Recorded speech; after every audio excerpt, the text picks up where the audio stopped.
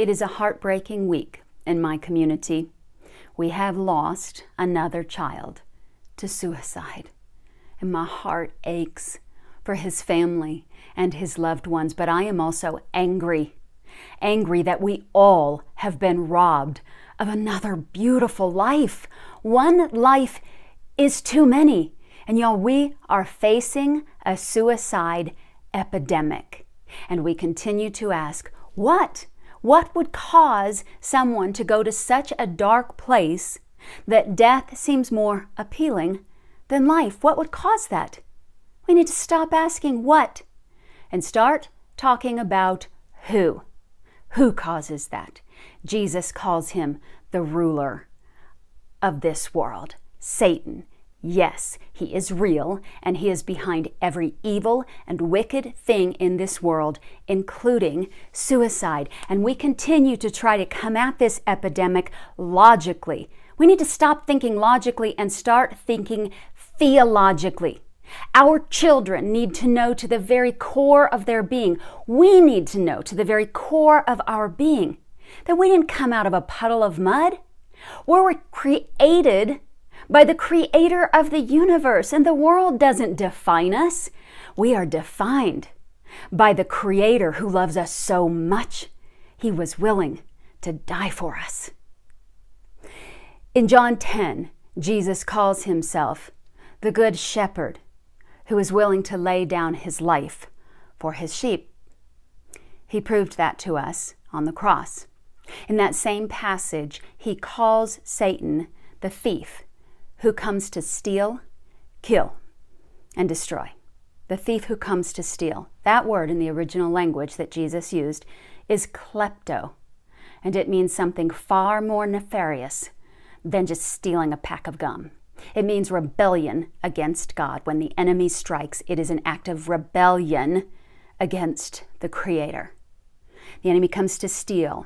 He comes to kill.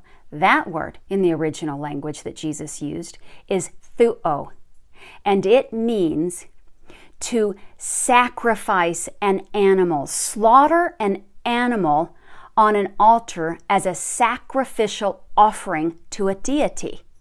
Satan is sacrificing our children for his own glory and worship.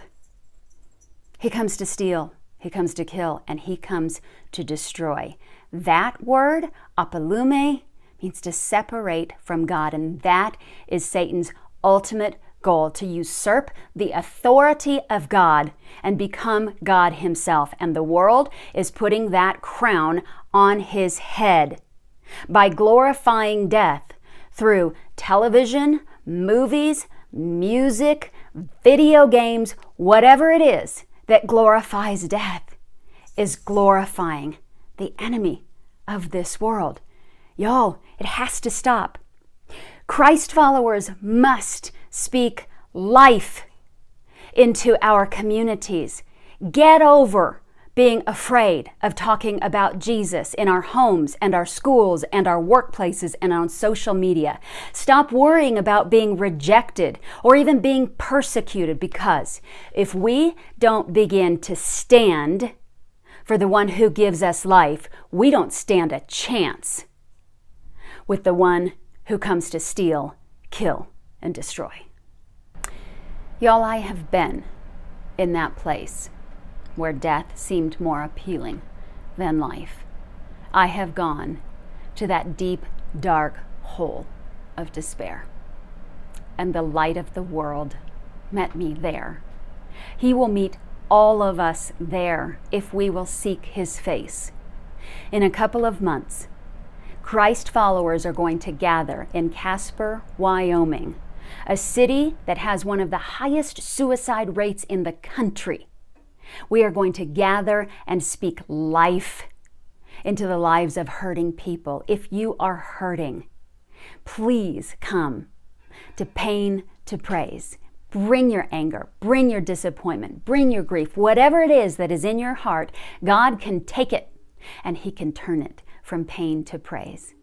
And if you're not in that dark place, but you know someone who is, and you do, come and learn how to guide them from pain to praise. Please join us June 7th and 8th for Pain to Praise in Casper, Wyoming, a city that knows way too much about death. We are going to celebrate and worship the giver of life.